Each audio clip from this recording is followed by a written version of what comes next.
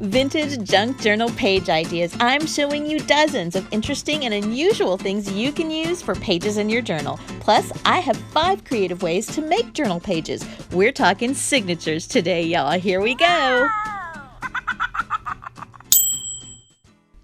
Hi, y'all. It's Melissa from pinkpaperpeppermints.com, and today we're making signatures for this cover that we made last week. And if you missed that video, I'll put the link in the description below.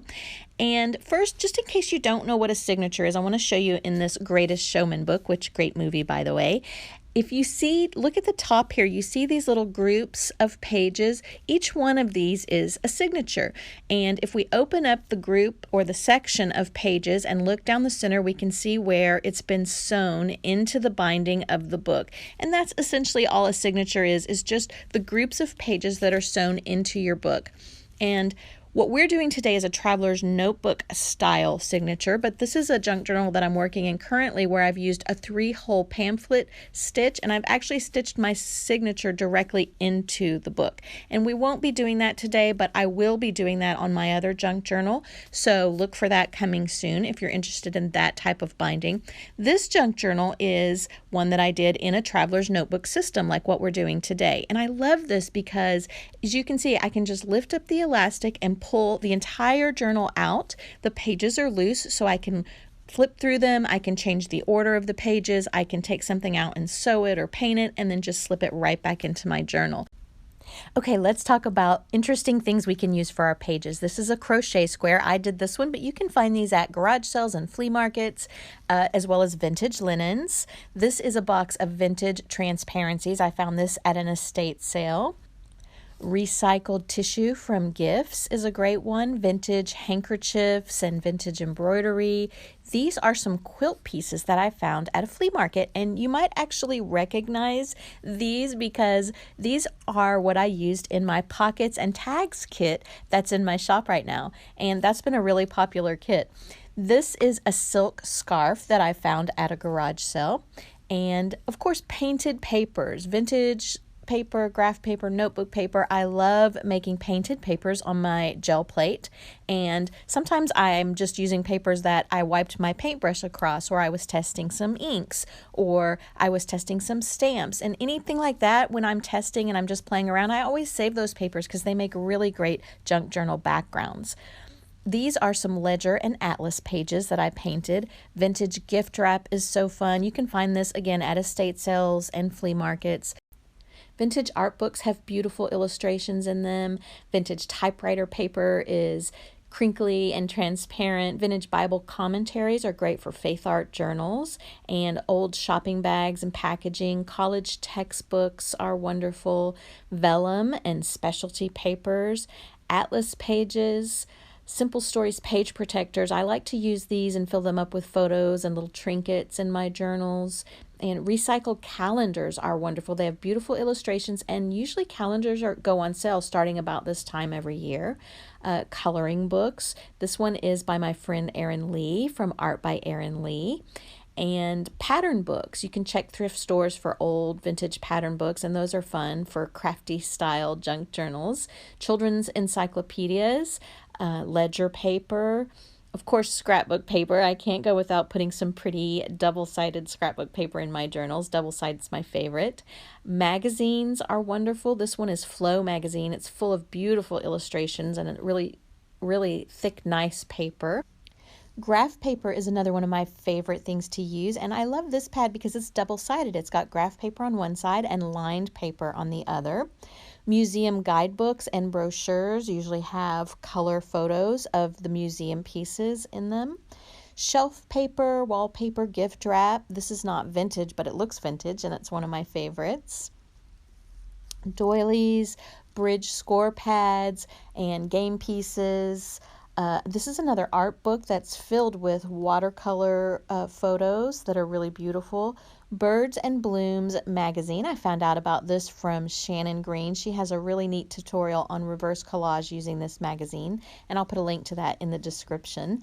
and it's really, really pretty. It's got a lot of pretty pictures in it. Little gift books with scripture and encouragement are nice. One of my favorite things to find at estate sales are these photocopied patterns. Usually they're tucked into craft books or in bags of craft supplies, and I love using those in my journals. Well, I hope that's given you some great ideas for things that you can use for your journal pages.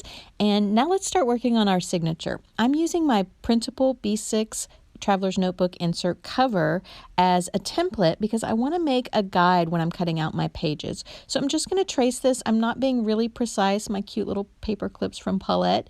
I'm not being really precise because I really just need a guide for my page size, and that's what I'm doing here. And so I'm just going to lay my guide on top of the papers and quickly cut them out. Later, I'll round the corners and I'll add things to the edges and I'll trim if I need to, but right now I just want to get my papers cut to the approximate size that I need them for my signatures. And the guide just helps me decide where I want to cut what part of the design that I want on my pages. So let's talk about some fun things that you can do for pages. The first one I'm calling a pocket fold. I think I might have just made that up. I'm not sure. But basically when I have a large piece of paper like this, instead of just cutting it to size, I will fold up either the edges to make a side pocket, or I'll fold up the bottom to make pockets on the bottom. And so if I use the bottom fold, I'm going to cut the side edges off and I'm just going to sew it up on the sides. And you'll see later I'm going to actually make these pages. Today we're just talking about technique and cutting the papers. Next week we're going to actually design and make these pages, and so you'll be able to see a little bit more how I do it. But I just snip it off like that and fold it up and fold it in half, and then I've got a little pocket page like this. So the next type of page I'm going to show you how to make is a trifold page. And I'm laying my guide on a 12 by 12 piece of paper and then just bumping it out about an inch past the edge of the 12 by 12. And now I'm going to, holding my guide in place, I'm going to cut along the bottom of the guide and the 12 by 12 piece of paper, giving us a long strip. I'm keeping that guide in place and I'm just going to fold over. And you see that I've left about an inch of space there. That's going to be so I can add some ribbon or trim to the edge of my page. Then I'm going to fold the right side over, and this is going to become a little tip out page.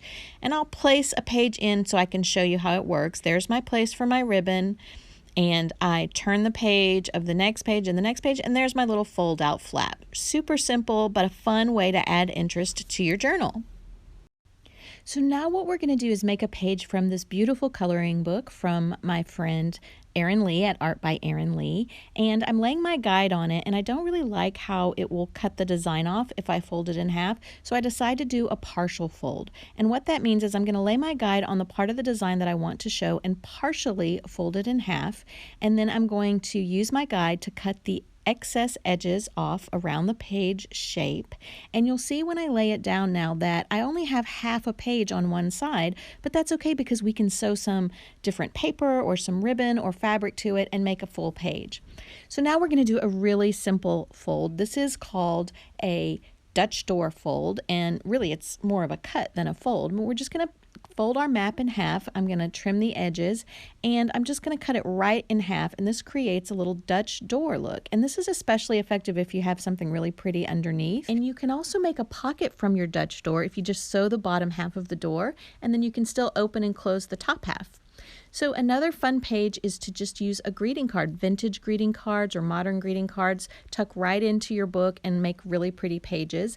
And this next technique that I'm going to show you is a great way to highlight a card on the next page. So I'm just trimming off my painted paper here, and what I'm going to create is a peekaboo page. And you're just going to punch out a shape. I'm using a square, but you could use any shape, and tuck your page in, and you can see I'm highlighting the flower on that vintage greeting card, and you can highlight special text or a special photograph this way, and you can see how quickly our signatures stacked up.